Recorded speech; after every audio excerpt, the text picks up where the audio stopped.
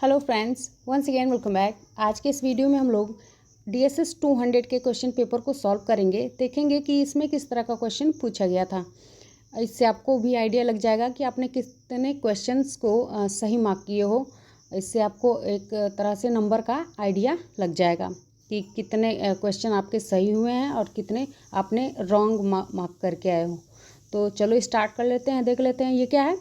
तो DSS 200 paper code है और पेपर टाइटल क्या है, तो disaster management mechanism in India, यानी कि आपदा प्रबंधन, भारत में आपदा प्रबंधन तंत्र।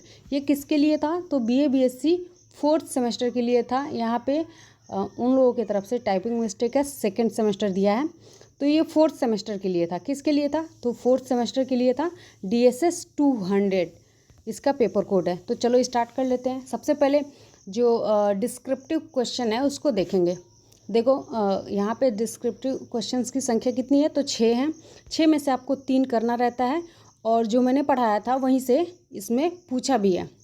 दिया है कि आपदा प्रबंधन में आपदा पूर्व तैयारी का वर्णन कीजिए।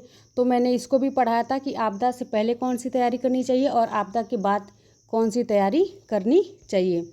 मैंने साइकिल को पढ़ाया था, तो आपदा से पहले जो स्टेप लेना चाहिए वो स्टेप भी मैंने बताया था और आपदा के बाद जो स्टेप लेना चाहिए वो स्टेप भी मैंने आपको अच्छे से बता दिया था।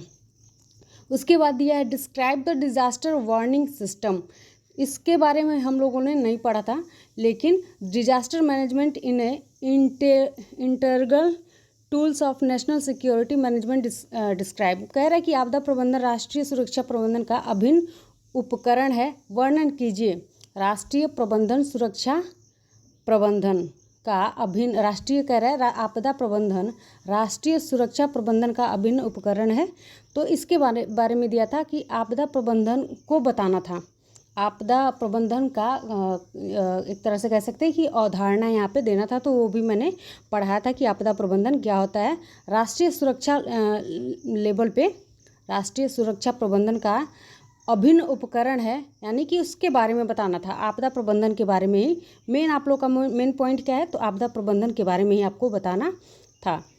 उसके बाद है आपदा प्रबंधन चक्र क्या है। इसको भी मैंने बहुत अच्छे से ईजी वे में समझाया था कि इसके 4 स्टेप होते हैं। ठीक, आप लोगों ने पढ़ा होगा। उसके बाद है what is the role of NDMA in disaster management. कह रहा है कि आपदा प्रबंधन में NDMA की क्या भूमिका है। इसके कार्यों को, इसकी स्थापना को हम लोगों ने अच्छे से पढ़ा था। उसके बाद है explain the role of armed force in disaster management. कह रहा है कि सशस्त्र बलों यानी कि NDRF SDRF की टीमों की भूमिका की व्याख्या कीजिए, यानी कि उनके क्या कार्य होते हैं। इसको भी हम लोगों ने अच्छे से पढ़ा था और समझा था। तो मैंने जो पढ़ाया था वहीं से क्वेश्चन पूछे गए थे।